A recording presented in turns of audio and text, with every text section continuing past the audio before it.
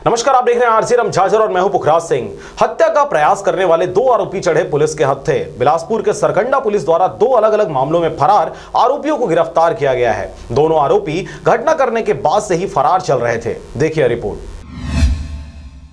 जिले के पुलिस अधीक्षक द्वारा अपराधों पर अंकुश लगाने तथा फरार आरोपियों की गिरफ्तारी हेतु आवश्यक दिशा निर्देश दिए गए थे, जिस पर थाना सरकंडा से अलग अलग टीम बनाकर थाना के प्रकरणों में फरार आरोपियों की गिरफ्तारी हेतु पता तलाश किया जा रहा था। एक आपराधिक प्रकरण में फरार आरोपी रामनगर लिंगियाडीह निवासी सूरज यादव पिता राजकुमार यादव द्वारा, दूसरे प्रकरण में फरार आरोपी चाटीडीह पठान मोहल्ला थाना सरकंडा निवासी शदाब कुरैशी उर्फ लाला कुरैशी को पकड़ा गया। उक्त दोनों आरोपी अलग अलग मामलों में घटना कारित करने के बाद से ही लगातार फरार चल रहे थे, जिसे सरकंडा पुलिस के द्वारा गिरफ्तार करने में सफलता प्राप्त की गई है। दोनों आरोपियों को गिरफ्तार कर न्यायिक रिमांड पर जेल भेज दिया गया है। बिलासपुर से मनहरन बंजारे की रिपोर्ट, आरजे रमझाझर।